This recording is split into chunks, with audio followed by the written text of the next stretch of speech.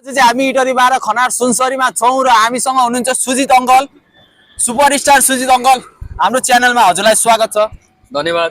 के अरे आज तपाईँलाई एउटा क्वेसन सोध्न मन लाग्यो।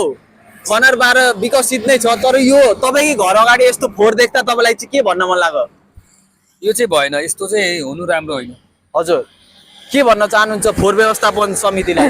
यो चाहिँ भएन, गलत, यो चाहिँ गलत भइरहेछ। हजुर, खासमा यो चाहिँ गर्नुपर्ने हो, यस्तो चाहिँ भएन। अब घर छेउमा यस्तो छ, अब के भन्नु त, मैले त एक दुईचोटि कुरो पनि राखेँ, तर उहाँहरूले अलिकति हुन्छ यो वाले लाग्छ पछि यो सुधार हुन्छ भन्नुभयो, तर त्यतिकै छ।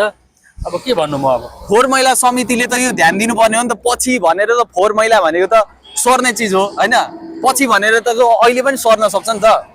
यो त भएन, त्यही त मैले चाहिँ कुरो पनि राखेको थिएँ। अब के भन्नु त, अब उनीहरूले गर्नुपर्ने हो। अब यसमा चाहिँ अलिकति उनीहरूले स्कुलको समितिले ध्यान दिनु पर्यो।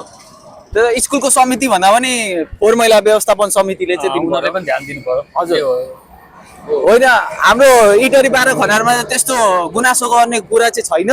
जो विकास चाहिँ हुँदैछ होइन, त्यही पनि फोहोर मैला यसो हेर्ने भने त धेरै छ क्या। बाहिरी रूप भन्दा भित्री रूपबाट हेर्ने भने त धेरै फोहोर छ नि त।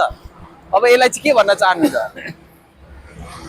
अब म के भन्नु, अब जति सक्दो चाँडो यो विकसित होस् होइन, विकसित होस्, त्यो स्वच्छ सफा हुनु पर्यो होइन, दैनिक रूपमा विकास होस् होइन।